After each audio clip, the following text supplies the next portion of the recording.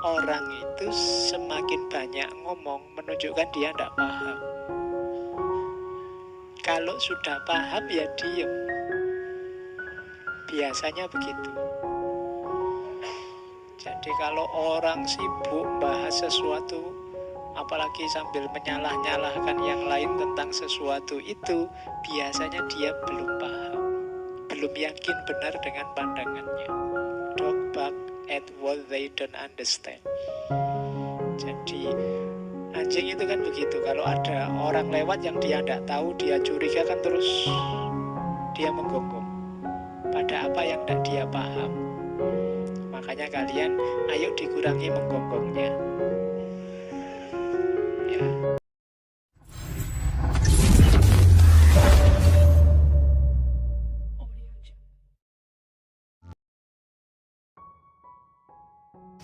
Tentang wisdom. Oke, ambil nafas dulu sebentar. Materinya banyak hari ini.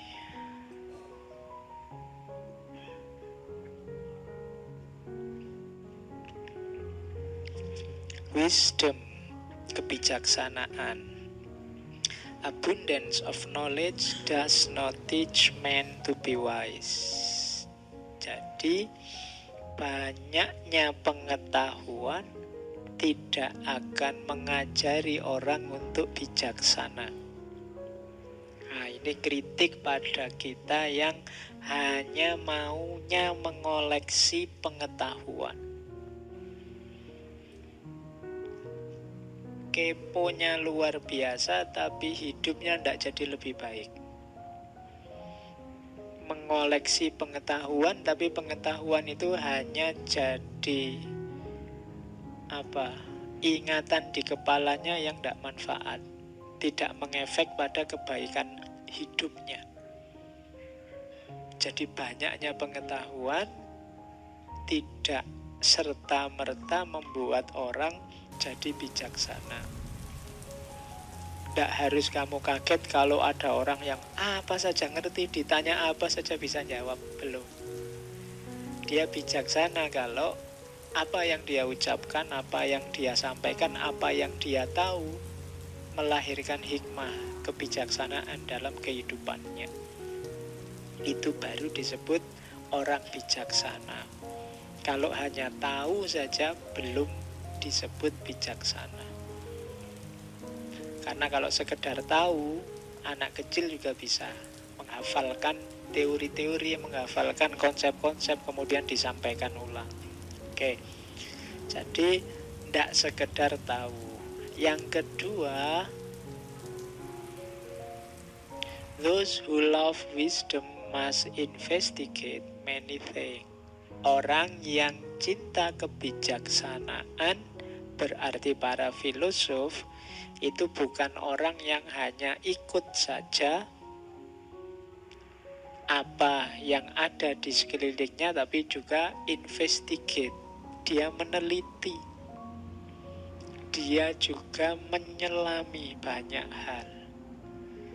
Jadi filosof itu tidak cuma membaca dari luar, tapi juga menyelami ke dalam. Jadi those who love wisdom must investigate many things. Harus menginvestigasi banyak hal. Oke, itu sama.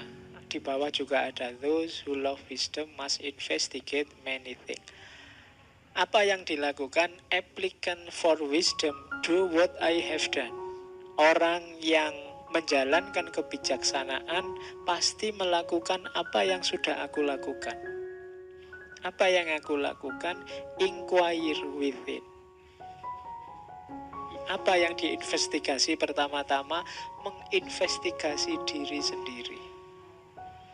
Membaca, menyelami diri kita sendiri. Hasilnya apa? Itu kalimat terakhir. People ought to know themselves. Orang harus tahu tentang dirinya. Tapi pada akhirnya yang akan dia simpulkan adalah I am as I am not. Aku ternyata bukan aku. Jadi kalau kita menyelami diri, ketemunya biasanya aku yang bukan aku. Kenapa? Karena kita itu biasanya menganggap diri kita itu bla bla bla bla, tapi begitu kita selami ternyata tidak begitu. Jadi I am as I am not. Oh, ini termasuk oposisi tadi. Jadi ternyata aku itu bukan aku. Kamu menganggap dirimu bijaksana, kamu menganggap dirimu mahasiswa yang tekun, yang rajin, prospek ke depan cerah. Itu begitu kamu selami dirimu, ternyata tidak begitu, Pak. Baru sadar saya. Ternyata saya selama ini kegeeran, Pak. Tak anggap aku itu puweting gitu. Ternyata sama sekali tidak.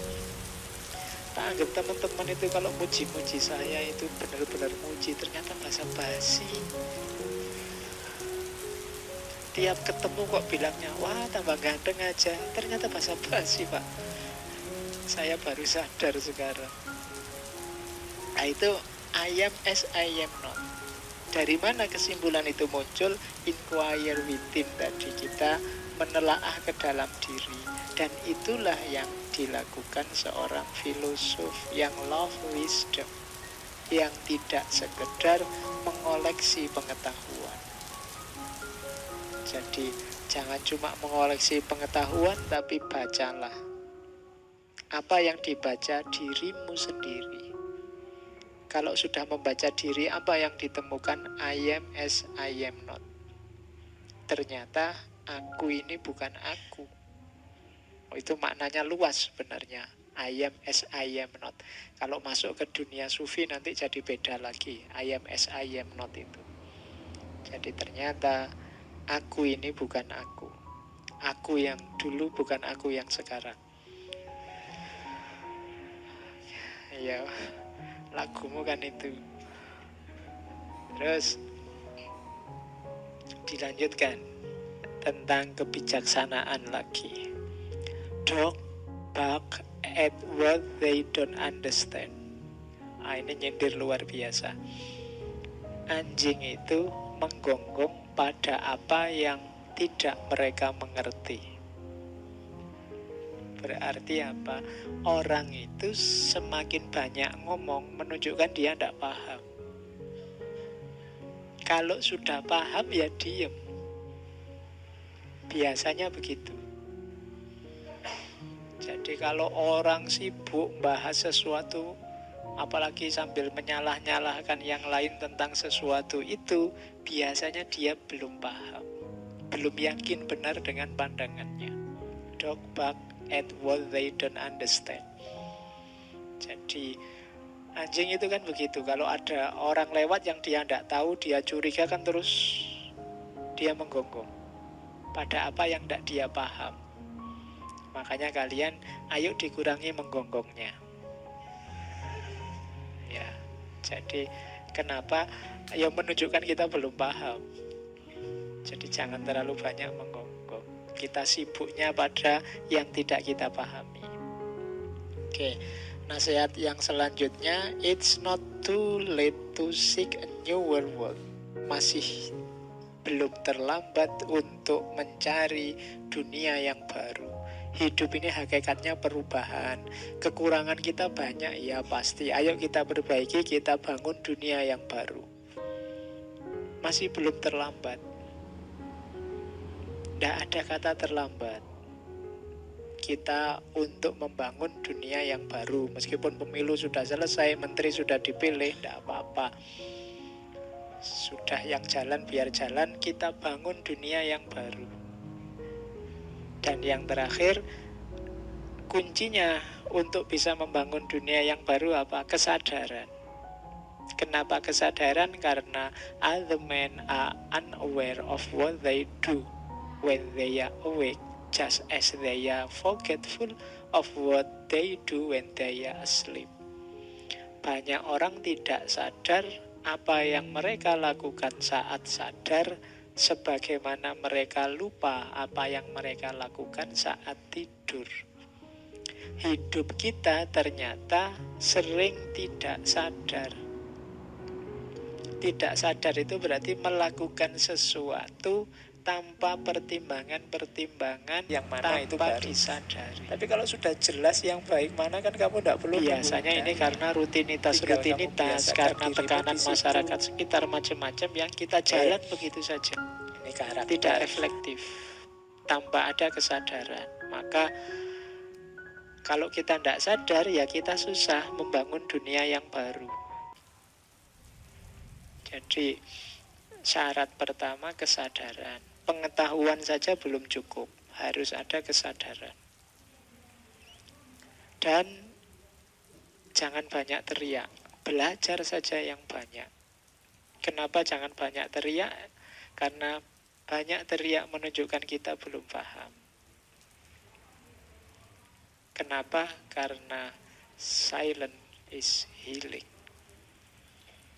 Ketenangan itu menyembuhkan.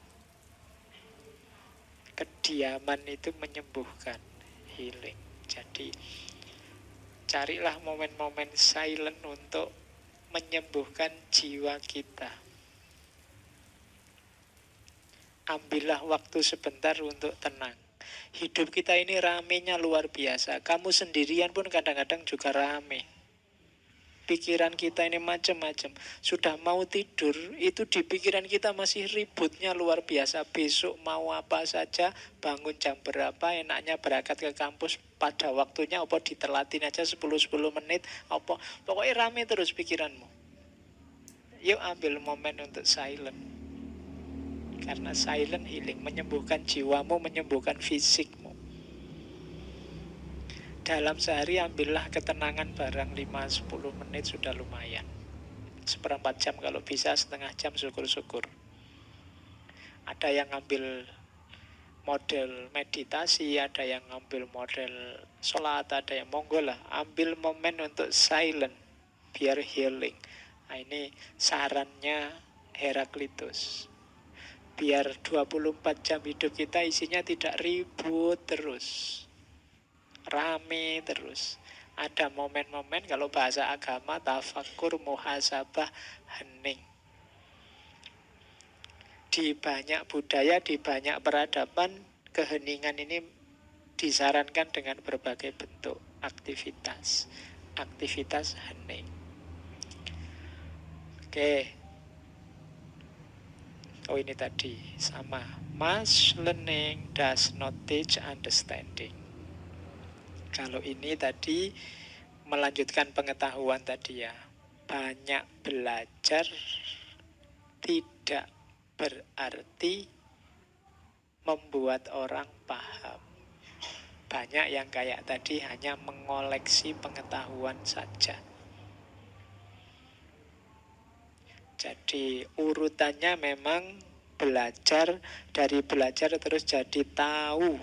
Pengetahuan, dari tahu terus jadi paham. Kalau paham berarti sudah mendalam. Setelah itu sadar. Sadar ini prasyarat awal untuk melahirkan tindakan. Baru setelah tindakan kita tinggal menunggu hasil dan manfaatnya. Jadi belajar, tahu, paham, sadar, dan dijalankan. Urutannya itu. Kalau tidak begitu nanti katanya Al-Quran kaburo maktan. Kamu hanya ngomong. Ngaji filsafat sampai 200 sekian, kamu ada di level mana? Belajar, tahu, paham, sadar, apa tindakan? Apa masih belajar saja, Pak? Tahu saja belum, saya tidak paham-paham sejak dulu misalnya. Ya tidak apa-apa, harus berusaha untuk naik kelas. Kalau sudah tahu nanti naik kelas, didalami, paham. Kalau sudah paham, disadari sehingga bisa dirumuskan implementasinya dalam tindakan. Maka ilmumu akan berkorelasi dengan naiknya kualitas hidupmu. Kalau tidak, pengetahuanmu hanya jadi koleksi, hanya jadi museum, jadi perpustakaan, tidak ngefek ke peningkatan kualitas hidup. Oke, itu pikirannya Heraklitus. Kalau ini komentarnya Plotinus, mengomentari Heraklitus bahwa he seems to speak in similes careless of making his meaning clear, perhaps because, in his view, we ought to seek within ourselves as he himself has successfully sought. Katanya Plotinus, Heraklitus ini memang mungkin tampaknya bicara secara metafor, samar-samar, makanya dia disebut yang tidak jelas tadi. Careless of making his meaning clear, tidak serius, tidak hati-hati untuk ngomong yang jelas, mungkin karena menurut dia kita harus mencari dalam diri kita sendiri. Kalau ngomongnya sangat jelas, kamu langsung paham, paling mbok hafalkan ndak pakai mikir. Tapi memang oleh Heraklitus dibikin agak rumit biar kamu mencari sendiri. Tidak hanya ikut-ikutan. Sebagaimana dia sendiri sudah melakukannya dengan sukses. Ketika sudah melakukan dengan sukses, kayak saya bilang tadi, mungkin dia akhirnya asik dengan filsafatnya, sampai semua hartanya dikasih ke adiknya. Karena ilmu itu nikmat. Kalau sudah kenal nikmatnya ilmu, yang lain-lain jadi tidak penting. Itu antara lain yang dilakukan oleh Heraklitus, meskipun dia kelihatan agak melankolis, mudah menangis, weeping filosofi karena sangat prihatin melihat masyarakatnya. Itulah seorang Heraklitus. Dan ini cerita dari Diogenes. Akhir hidupnya Heraklitus itu agak kasihan. Jadi dia sakit, kemudian sakit demam. Kemudian dia beristihad sendiri. Saat sakit dia datang ke kandangnya sapi. Kemudian ceritanya mengubur dirinya dengan kotorannya sapi. Dengan asumsi panasnya kotoran sapi ini nanti bisa menyembuhkan demamnya. Tapi ternyata bablas. Ya, beliau meninggal semacam itu. Demamnya tidak kunjung sembuh, akhirnya beliau meninggal. Itu ceritanya Diogenes Laertius, tentang akhir hidupnya seorang Heraklitus. Oke,